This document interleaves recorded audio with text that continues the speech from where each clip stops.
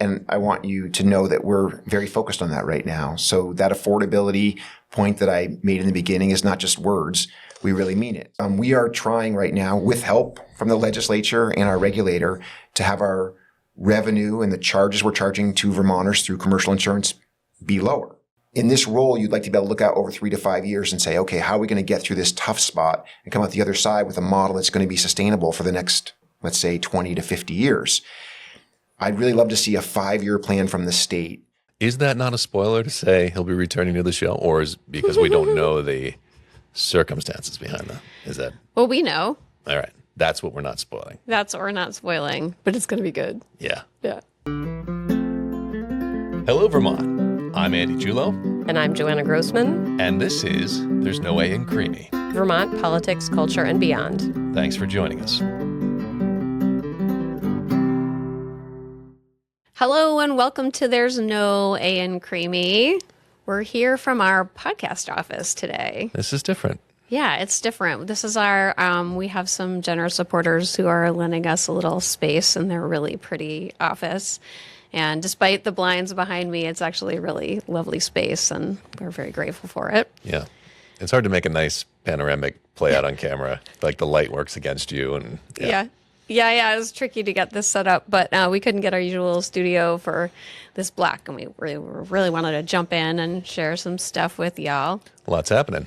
There's so much happening. I mean, it's such an exciting time in Vermont politics. I mean, we just hit this like crazy moment every 2 years where we're like, you know, the primary is like really ramping up, and like we're in the second half of the legislative session, and it's just like all at once. Mm-hmm. Yeah. It's getting real. It's getting real.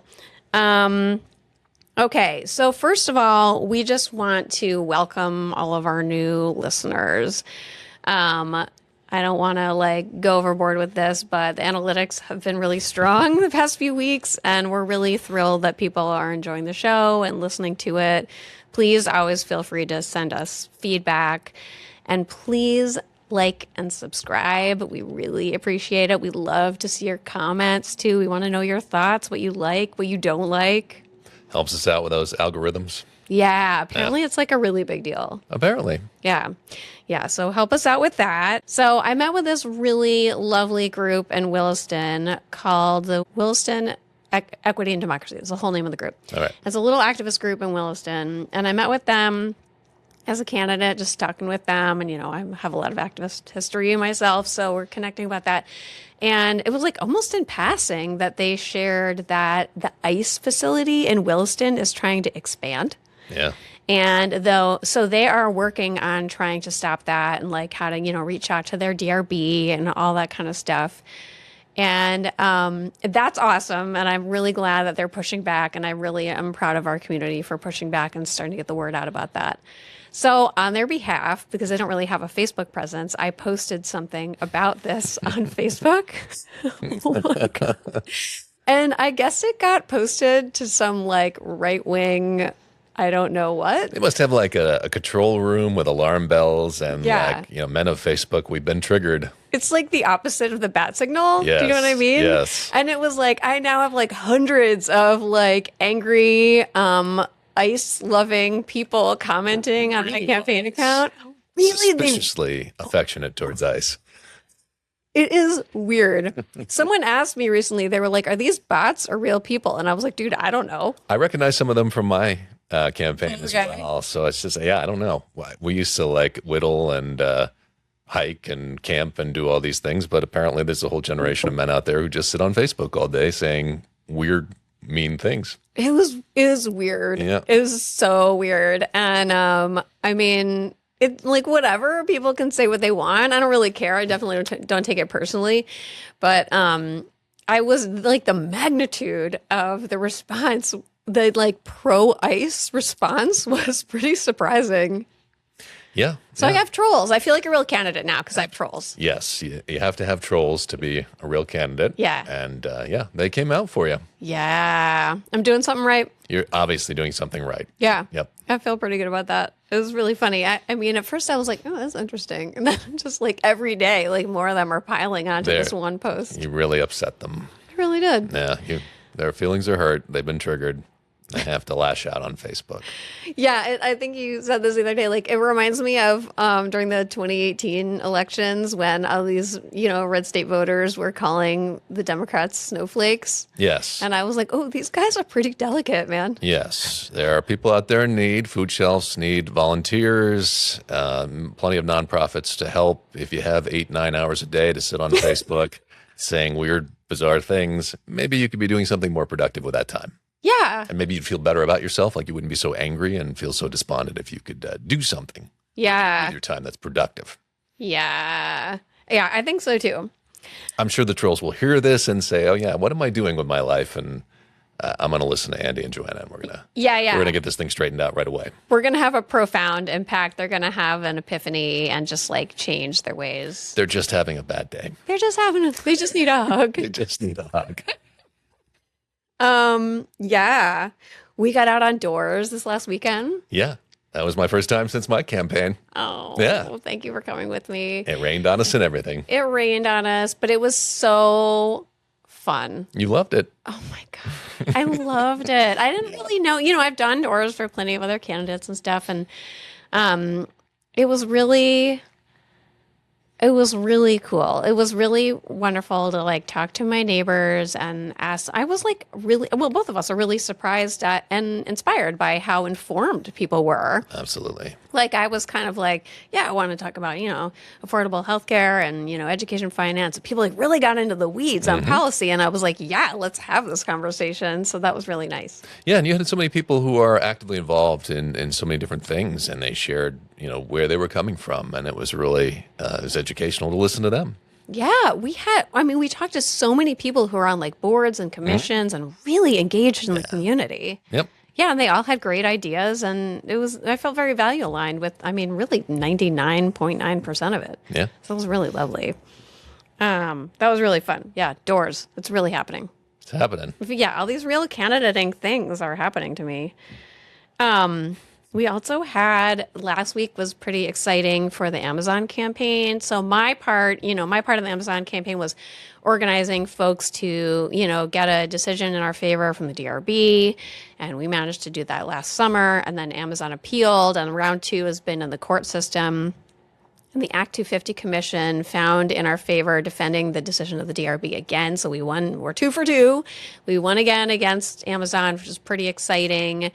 And what I think was really fascinating about this win was that the reason that the Act 250 Commission found in our favor was because Amazon was trying to build on a slope steeper than a 20% grade. And the town plan was very specific that that's a big no-no. And so they found in our favor. And I just thought, wow, that comes right back to like our strength is our smallness, right? This town did a really thoughtful job of planning, and the state upheld that. Mm-hmm. Pretty cool. Yeah. Yeah. It makes sense. You can't have huge, steep slopes with trucks coming down them in the winter. Yeah, like big trucks too. Whenever I'm like far away and I see those like giant prime trucks, I'm like, oh, our roads really can't handle a lot of those. Oh. Yeah.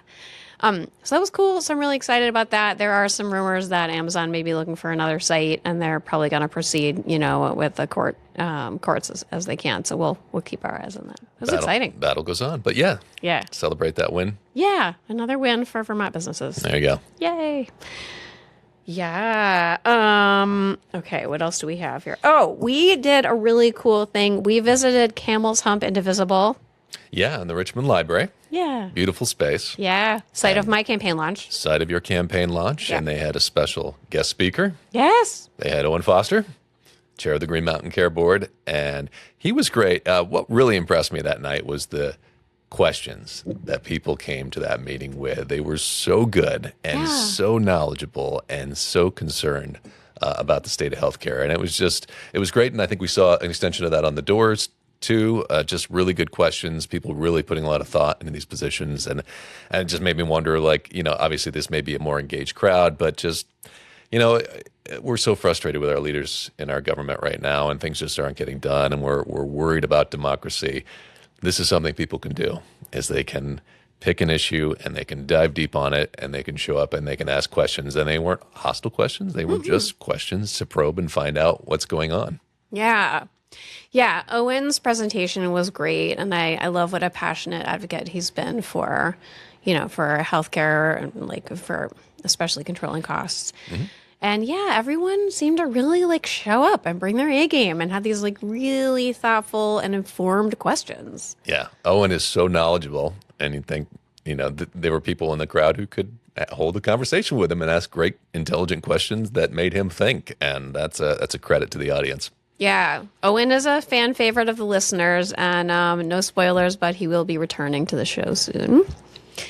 Yeah, he was great, and I mean, it made me really proud of Indivisible and my own Indivisible, affiliation, and I just love how it creates a space for passionate people to show up and ask the questions. Yeah, is that not a spoiler to say he'll be returning to the show, or is because we don't know the circumstances behind that? Is that? Well, we know. All right, that's what we're not spoiling. That's what we're not spoiling, but it's going to be good. Yeah. Yeah. That's not fair. We have a really great interview for folks today. Really great interview. Yeah. So we have been taking a deep dive on healthcare this season, and it's been really fun. And we have the new head of UVM Medical, Steve Leffler, with us. Yes, UVM Medical, that kind of comes up as the big bad wolf in a lot of the stories that we've heard so far. But Steve is brand new in this role, taking that head on, willing to address. But a lifer with UVM Medical. A lifer with UVM. Started as an ER doc, and actually started there in medical school as an ER doc for years. So he's worked his way up from the very bottom of the hospital to the CEO position. Yeah. Yeah, and I felt like he was really open with us, and really, he seemed really open to change and to doing things differently, and that will, I think, be really good for Vermont. Yeah, willing to acknowledge the past challenges and that committed to trying to address those and be a better partner in the healthcare system going forward. Yeah, Yep. It was great. We really hope you guys enjoy this interview.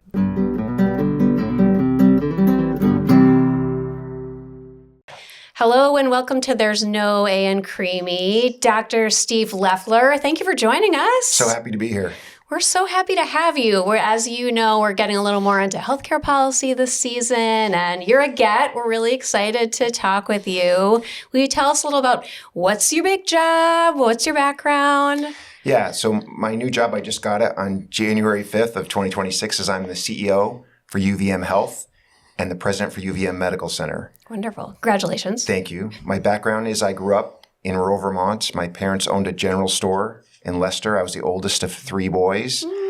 I went to medical school at UVM a long time ago. I was a medical student running around the halls of the hospital. And my wife and I, who also grew up in my small town, came back. We went away from my residency to New Mexico for emergency medicine. We came back in 1993, and I've been at the medical center in one role or another since 93, doing emergency medicine for most of it with some other jobs on the side. Wow. Well, congratulations on the new Thank you. role. You're probably getting settled in still, but obviously lots of challenges in the healthcare industry. What's striking you first as the biggest challenges you have to overcome? Yeah. So once again, I've been there a really long time, and it felt like over the past couple of years, UVM Health had gotten off track a little bit, that we weren't really focused on our core mission of taking care of people.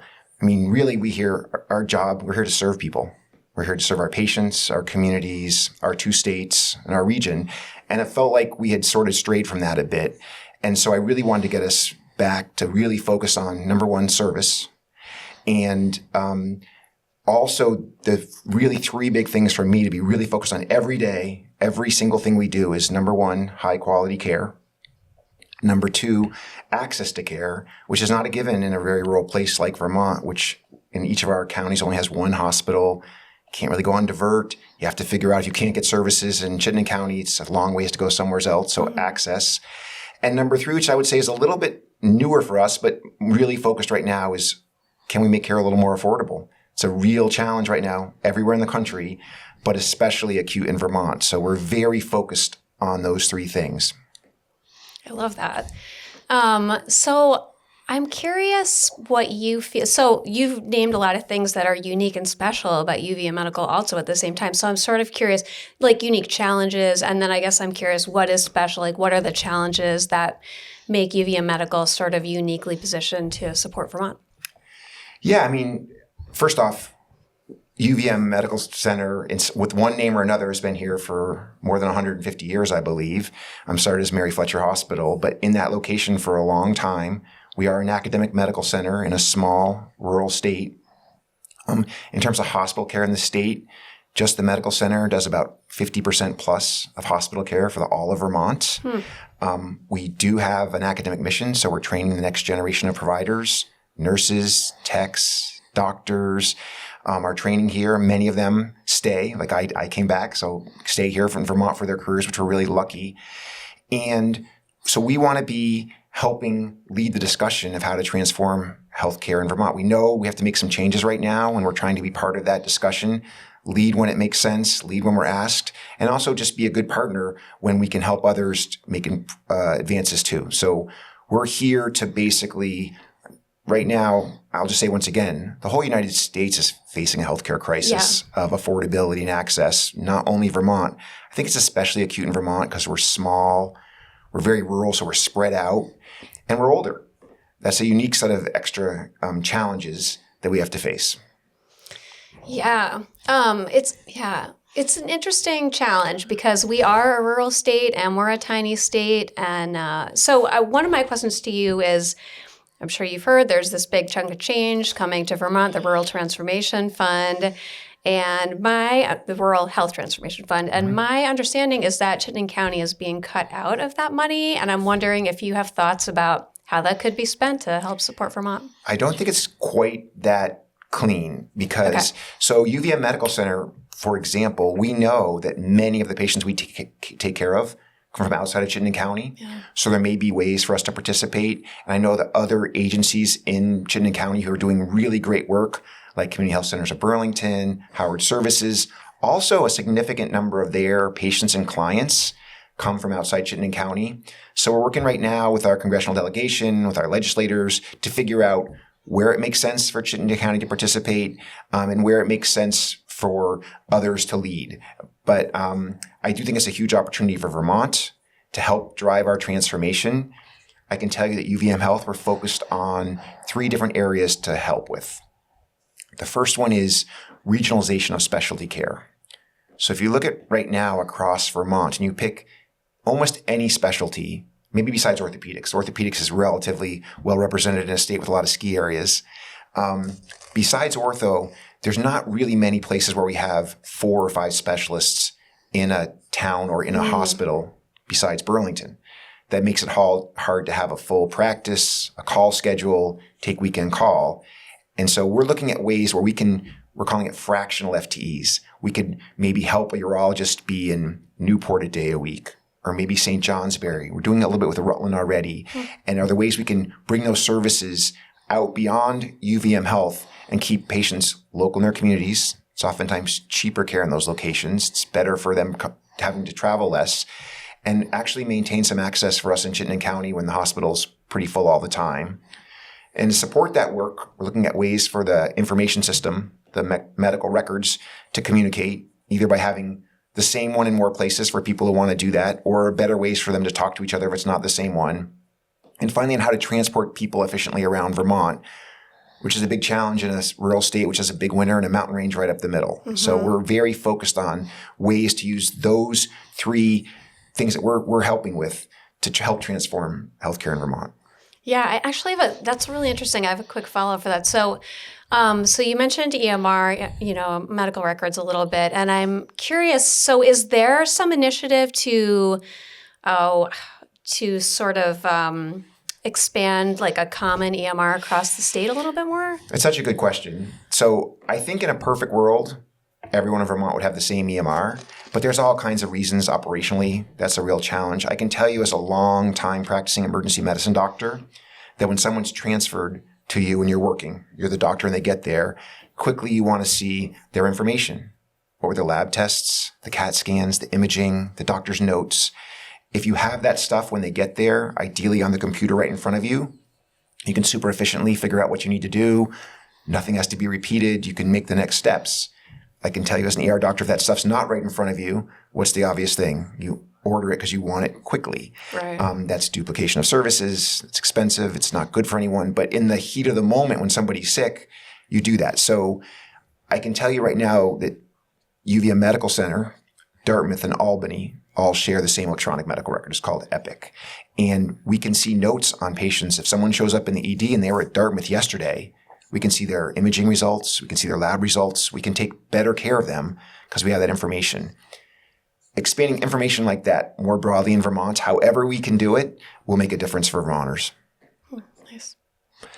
I think it was the Owen Foster episode. We were talking about the reach of the health network further and further into New York. My wife and I go into Adirondacks quite a bit, and we keep seeing UVM health centers stretching into New York. It seems kind of surreal to see Vermont in New York. But the medical center makes some investments in New York hospitals as well prior to you coming on as CEO.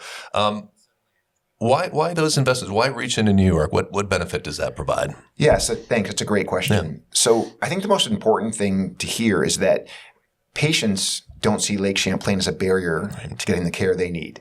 Patients go where they need to get care. And you should know that while we are an academic medical center, and I'm extremely proud of the academic tertiary care we provide in Burlington, about 15% of the patients that rely on that tertiary care come from upstate New York. And that's really important for some of our critical services. If you think about our NICU for premature babies, our trauma care, cancer care, neurosurgery, CT surgery, about 15% of the patients that we're taking care of in those specialties come from upstate New York, and we need them to come to keep those services full and busy so those doctors will be here when we need them. I know sometimes people say, well, even if you weren't affiliated with CVPH in Plattsburgh, those patients would still come. It's just not true. I can tell you that Albany would love to have those tertiary care patients. Rochester would love to have those tertiary care patients. So it's critically important for our academic medical center, for our specialists, for our learners, for our residents and medical students to have those patients coming here to get that care. It is true that early in our affiliation time with those hospitals, they were somewhat struggling. They were especially struggling through the pandemic, through COVID. And some investments were made at that time. And more recently, the investments are much, much smaller, but there is a balance of money. And we're working right now with the state to figure out how to address that. The balance has been coming down, though. The New York hospitals are doing much better now and are currently paying some of that money back.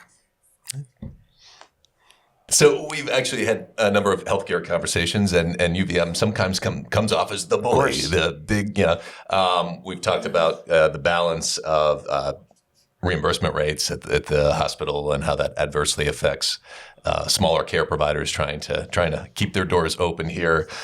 We've talked about signing bonuses at the hospital. We're all struggling for workforce, and some of the independent providers have felt like they're getting shut out of workforce by large bonuses at the hospital. And what do you say to those critics and those challenges they're facing? I understand what they're saying, and I actually think we're trying to work with them to do better and collaborate more. I really am focused on trying to be good for all Vermonters. I'm trying to help other providers in the state. I believe in small community practices. I'm a strong supporter of the small community hospitals being strong and vibrant going forward. I think Vermont needs them. Yep. So the trick is that while we are really big for Vermont, we're a pretty small academic medical center, and we're trying to basically have enough staff to care for everyone who needs us, which is a big challenge every day. We're full all the time, and we're trying to pay our staff fair, competitive wages and not have openings, because openings means it hurts access. We're trying to have as few travelers as possible. And so, but I hear you. When we increase wages, when we do something to improve staffing, because Vermont's kind of a fixed pool, and someone comes and joins us from some other practice local, I'll see those people say, man, you're hurting us. I don't actually see an easy answer to that, because we're all trying to do the same thing. We're trying to be staffed fairly, right? And if a member of my staff was sitting next to me, they would say, well, yeah, my housing is really expensive. My property taxes are a lot. Trying to pay for childcare. And so we want to be a good employer. I wish there was more people in the state that we could all pick from, so this wouldn't happen. But I understand that. Yeah. I mean, there's a business reality there. A hospital is going to have significantly higher overhead than a We smaller have high provider. overhead. Yep. Yes. So yes. Yeah, this sort of riffs off that. I mean, it's interesting that you pointed out that it's a smaller hospital in the broader like hospital world. I basically grew up at University Medical Center with my dad in upstate New York because that's where he worked. And that was one of 4 hospitals in Syracuse. So, yeah. So along the lines of that last question, we work with lots of policymakers, and you may have heard I'm running for state senate. So, we're thinking a lot about how can we make healthcare more affordable. And we hear a lot from providers that they feel like the market power that the hospital has and creates and maybe just has evolved over time just makes it hard for them to function in the healthcare marketplace, And so I'm sort of curious, what can we do about that? How can we adjust the market power without harming, our specialists, the unique things that the hospital offers, and still support the first line of healthcare? Yeah. Such a good question. And I want you to know that we're very focused on that right now. So that affordability point that I made in the beginning is not just words. We really mean it. So if you look at, let's just talk about 2026. So everyone in Vermont is focused on the same 3 things right now. I'm sure you're hearing the same thing from all the healthcare people. It's high quality, accessible, affordable care for our patients. And so last year, the legislature passed a bill. I think it's called Act 55. It has a impact on outpatient drugs, mostly infusion drugs people get for cancer care and things like that. That bill removed about $100 million of revenue for UVM Health for those drugs. And our budget orders from the Green Mountain Care Board, who also wants the same goals, high quality, affordable, accessible care. Our budget orders took out about $100 million of revenue, which all hit us on January 1st. And the impact of that is for Vermonters is that our commercial charges to Blue Cross Blue Shield Vermont, what we charge them for a CAT scan or an MRI or someone being admitted to the hospital, every single charge that we have came down by 13%. 13% less than 2025. CT scans came down by 25%. MRIs came down by 25%. And the top 25 labs that we order also on average came down about 25%. That's real money back to Vermonters. I just bumped into someone from my town who told me, and we were just talking, and they said, hey, super interesting. I had an MRI in November, and I had a follow-up one in January. And in January, my copay was 25% less. And that really makes a difference right now because everything's getting more expensive. And so for that person, it made a real difference. There's more to do. But we are trying right now, with help from the legislature and our regulator, to have our revenue and the charges we're charging to Vermonters through commercial insurance be lower. The other part of that story, though, is to survive, to be viable going forward, our expenses have to come down by that amount, too. And that's what we're working on right now. Expenses come down more slowly than revenue. So we've got this very large population center in the northwest part of the state where we are, and UVM Medical Center is able to turn a profit. A lot of the smaller rural hospitals in smaller population centers are not. Is there a way we can work together to keep those rural hospitals more viable and open? Yeah. So I can tell you that the fixed costs of running a hospital, meaning keeping the lights on 24/7, keeping your emergency department open and staffed, maybe having an OR that's open all night, what you're going to do is expensive. If you have more patients to spread that over, that's better than if you're small. That's one of the big pressures on small hospitals. Their fixed costs are high, but they oftentimes don't have enough patients to cover the bills. We already started to mention this a little bit. I really believe that having some specialty care be delivered more broadly across Vermont, so a little more urology care, cardiology care, maybe neurology, things like that, spread out to those small hospitals by getting a piece of a doctor. They don't need 3 neurologists. Maybe they just need a neurologist on Wednesdays. That care being delivered there will be, most importantly, really good for those patients who don't have to travel all the way to Burlington or Dartmouth. But also for those hospitals then, they're collecting revenue on those patients. Procedures will be done there. Testing will be done there. And I do think that's a critical piece to keeping our smaller hospitals viable through this challenging time. Is there the structure to share physicians between those hospitals? So the biggest asset UVM Health has is our 15,500 employees, the people who come every single day to take care of all of us when we need it. We have a 1,200 person medical group, 1,200 doctors across the 2 states. And what the medical group is doing right now is trying to grow a little bigger, but the people that we're hiring, maybe we'll hire a doctor that will work 3 days a week at Central Vermont Medical Center in Berlin, maybe a day in St. Johnsbury, and maybe a day in Newport.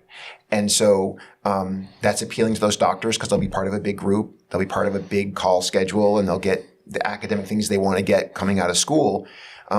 It's really good for those small hospitals. Okay, so we've talked a lot about what the medical center can do. What can the state do to regulate differently to make healthcare more affordable? Right now, because we're small, because we all know each other, and because we're in a bit of a crisis, everyone's trying to do something right now to make healthcare more affordable. So we have the legislature doing a bunch of stuff, our regulator doing stuff. The hospitals are all trying to do things a little bit on their own, a little bit together. And so that's a lot of change all at once. I would say the biggest thing that would really help is a full 5-year plan that everybody agreed to. So I just told you that for the medical center, $200 million of revenue came out essentially on January 1st. And so we're struggling a little bit right now.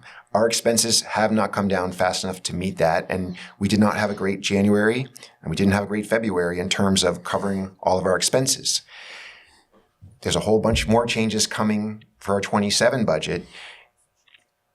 In this role, you'd like to be able to look out over 3 to 5 years and say, okay, how are we going to get through this tough spot and come out the other side with a model that's going to be sustainable for the next, let's say, 20 to 50 years? I'd really love to see a 5-year plan from the state. Look, this is what we think your revenue is going to be over 5 years. This is what your expenses look like. We're not going to hit you too hard in any one year because that makes you do things you wouldn't otherwise do if you had a little more runway. So I would say a little bit longer term plan and a little bit of patience. And I know Vermont's in a crisis, but a little patience comes from an ER doctor. A little patience right now as we're trying to adjust our operating model to fit our new revenue reality. Interesting. I'd love to see a 5-year plan for a lot of different policy areas, actually. That's interesting. I mean, we're building one for appealing. UVM Health. We're very focused right now on a 5-year model, but there are these other variables coming in from the outside, like what's happening with our budget orders for 27. I'd love to see budget orders for right now, 27 through 31. Would really actually, I think, be helpful. Yeah, that's a very appealing idea. What can we all do to better support and grow the workforce for medical facilities? Such a good question. So here's the good news. As hard as it is, and it's hard, people really want to work in healthcare. Our nursing school at UVM had the highest enrollment for this year ever. That's a great thing. We need nurses. We need more nurses in Vermont. We're getting record enrollment for UVM Medical School. People want to come. People want to be providers. We're adding some programs back in Burlington, like a respiratory therapy program. So we really think right now our plan is to grow our own because it's hard to move to Vermont, right? It's expensive. Housing costs a lot of money. We're kind of a unique, awesome state if you like being here. So we're doing a lot of work with our schools, and we're doing a lot of work inside healthcare. So I was just on the floor last Friday rounding, and I met a person who's going to be a nurse. They're going to graduate in May, but they started at the medical center 10 years ago as an environmental service worker.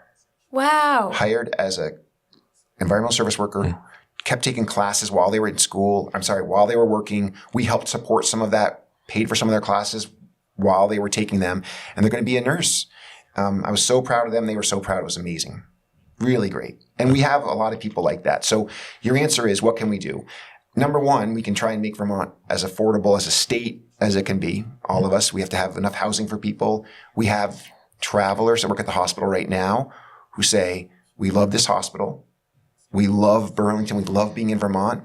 We can't find a house we can afford. Sure. We just can't be here. Yeah. So that'll help. And I think incenting people who want to be in healthcare with programs will help.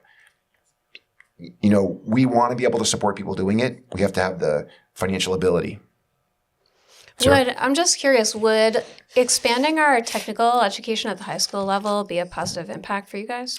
Yes, I mean, more and more healthcare is technical, so STEM programs matter. We had a great job fair, I think it was last year. We brought a whole bunch of students through who got exposed to different kinds of things in healthcare they might get to do. It was really fun.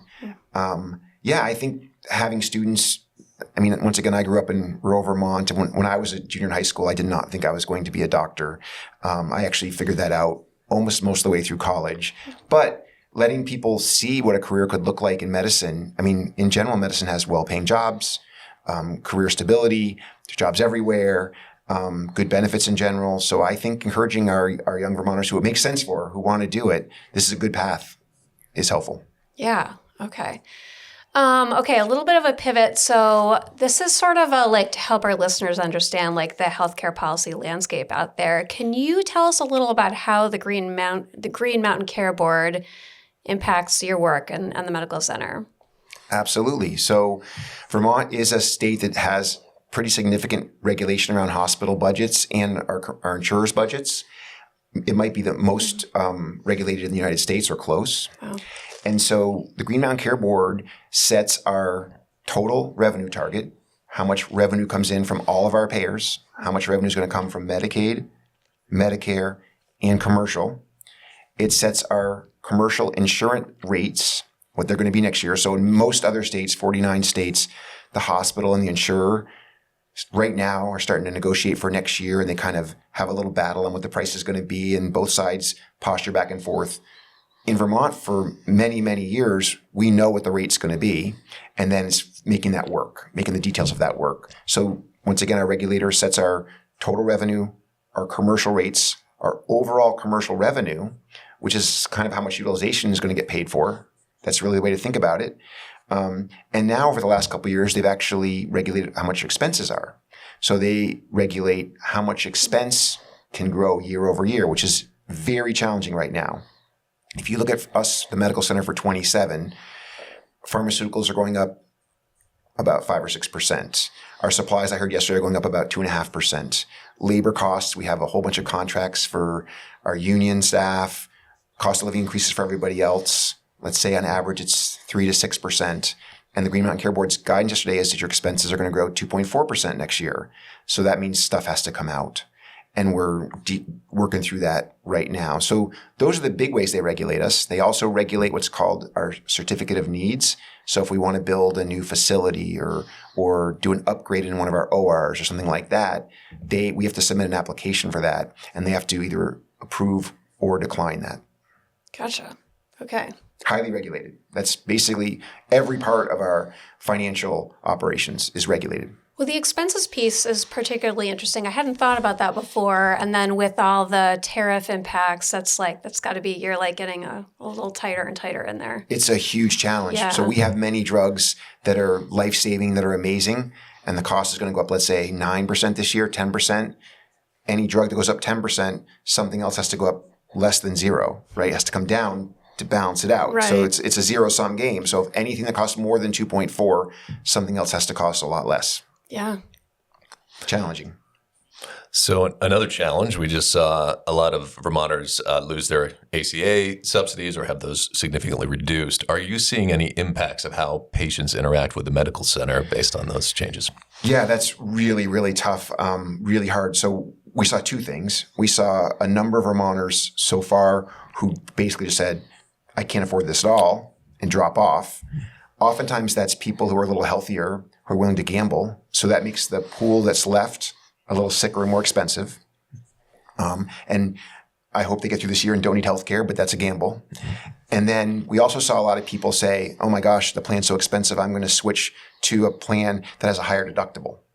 And so once you buy a plan with a higher deductible, you might defer a lot of care over the year until you bust through your deductible, and then you'll get everything. And so, yes, we've seen less commercial insurance utilization for the first couple months here this year than we budgeted for. Less people are coming in. I think it's a combination of people who now don't have insurance and people whose deductible is high enough. They're like, I'm going to wait because in that first phase, it's out of pocket. Sure. So very challenging for people. Yeah, we had a physical therapist on a couple of weeks ago and said that the impact was they're just basically skipping. They may come twice a month now versus 4 times a month. Right. And the challenge to that is a lot of people will wait and get sicker and they'll end up in the ER. Right. Yeah. And so that's a real issue. So I hope people don't do that, but that's human nature. Yeah. You know, what's really interesting about having a non-politician on the show is we cruise through these questions because you're not being excessively verbose. So I'm going to throw one in here. Is there anything we didn't ask before we get to our last question? Anything we didn't ask that you really want listeners to know? UVM Health is here to serve you. We're here to take care of you. That's our sole purpose. We haven't always got it right before. I apologize for that, but we're going to be better going forward. We're very focused on trying to help Chittenden County, which is where the medical center is, but all of Vermont get care when they need it. We're trying to deliver the highest quality care we possibly can. We know we have access challenges, but we're focused on making them as good as possible. I'm not saying it'll be perfect. And we're doing our part as best we can to make care more affordable. We may not be going as fast as you wish we were, but it's complicated to do it without breaking things or hurting other parts of it. I hear from people every day. I hear people who loved the care they got but didn't like paying for it. I hear from people who love our staff. So thank you. But if there's also things that we missed on or didn't do well, let us know. We're trying to be better. Fair enough. So on your time off, when you get to one of the state's lovely Creemee stands, what do you order? You know, I just changed last summer. I've been thinking about this, so I was a chocolate Creemee guy for almost my whole life. And I've lived in Heinsberg now for 33 years. So if I didn't say Papa Nick's, I'm going to be in trouble. Papa Nick's is where we get our Creemees. Now even our granddaughters go there with us. Last summer I started getting maple chocolate twist, which is pretty darn good. Yeah. So I'm going to say right now, that's my favorite. Okay, on the record. Yes. And do you get sprinkles on that? I do get sprinkles, but not every time. I have to be in the mood. But I do like interesting. sprinkles. I do like them, but not every. Sometimes, like if it's really hot, just the Creemee. But I do like sprinkles sometimes. Okay. That's interesting because we have like an inter-podcast competition going here. So we'll have to put you in the middle on that. Yeah, in the middle. Yeah, fair enough. Yeah. Thank you so much for joining us. Thank you for having me. Yeah, appreciate you being here. Great.